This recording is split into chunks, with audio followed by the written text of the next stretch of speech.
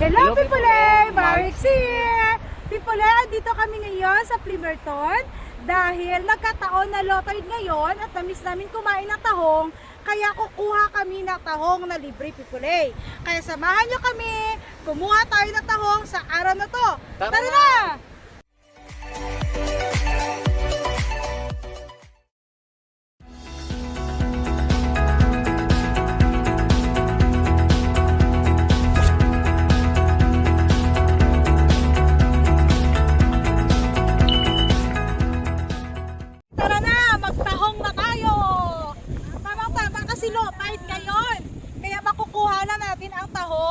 Nakadikit sa malalaking bato. Nakita niyo ba yung pipulay? Yun, ang malaking bato. Yan. Pag low tide pipulay, lumalabas yung mga bato na yan. At dyan, marami kang makukuhang tahong na nakadikit lamang sa bato. Ayan. Kaya excited kami manguha ng tahong. At napakaganda ng lugar na ito pipulay. Dahil sa dulo, may sikretong mga nakatagong tahong na pwede kang kumuha kapag low tide, at pwede rin siyang magiging paliguan kasi maraming pumupunta dito para maligo. Nandoon sa dulo maraming naliligo. Ayun, may nagpipiknik yan, lalo na kapag summer. Pero kahit ganitong summer, ang lamig pa rin talaga dito ng tubig people.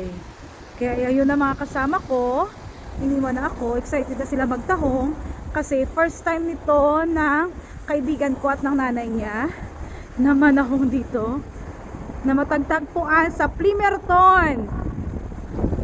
Ang Plimerton ay bahagi pa rin ng Wellington. Ayan na people, nandoon na sila, nandoon na si Rex sa mga kabatuhan naghahanap ng tahong. Ayan na, papakita namin sa inyo kung gaano kalaki dito ang mga tahong.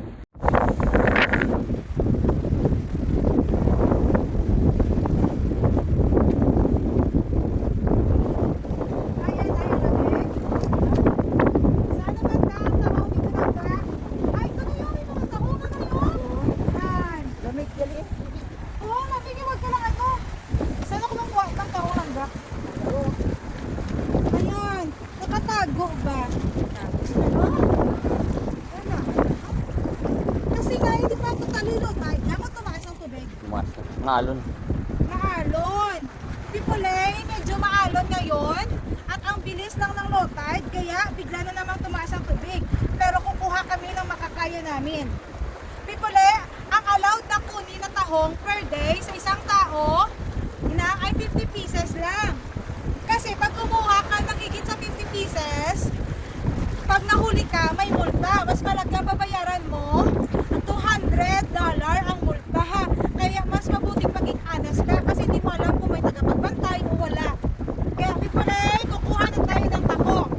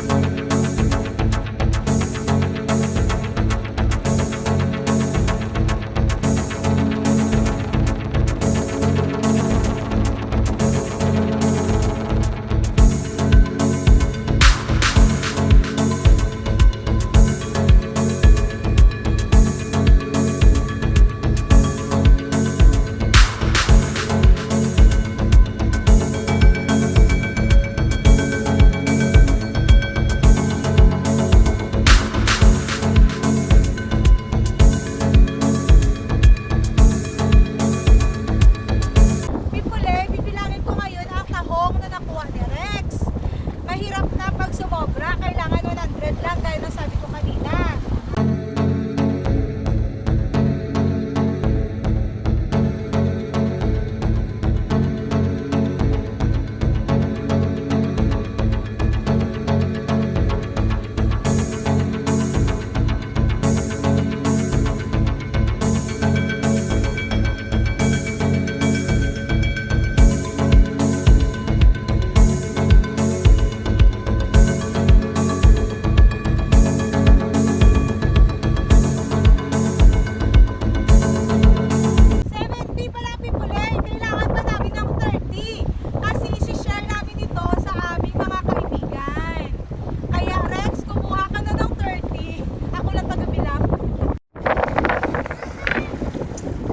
Ayan po si nanay.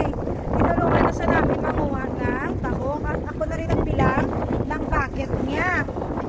Yung mga maliliit na kinuha niya, hindi ko sinama kasi nga bawal yung maliliit kasi pwede pa yan lumaki. Ibabalik namin sa buti. Yung nilagay ko lang sa bucket ni nanay ay yung malalaki talaga. Yan, tinulungan na siya ni Rex kasi kailangan niya pa ng 13 para makabuo ng 100 kasi dalawa sila ng anak niya kaya 100 ang pwede na kunin nila. Ito linisan ko para matanggal yung mga shell na maliit. Pagtapos linis, malinis na. Ito na ibang babat para lalabas yung iba yung Yung kinalabas. tubig na yan, kinuha namin sa dagat. Tubig dagat, dapat ang ibabad nyo sa tahong. Kasi kung Dalawang araw. matabang mamatay agad. Pero kung tubig alat, Ganun pala yan? oh, Okay. Kapag ngayon, tubig alat, kuha tayo ang ng buhay. tubig alat para Pagbabad sa oh, tahong. Kasi pagkatapos mo linisan ng tahong, ibabad mo siya sa tubig dagat sa loob ng 2 araw para mailabas niya lahat ng buhangin na kinain niya bago mo siya lutuin. Kasi pag tubig tabang daw, agad na mamamatay ang tahong.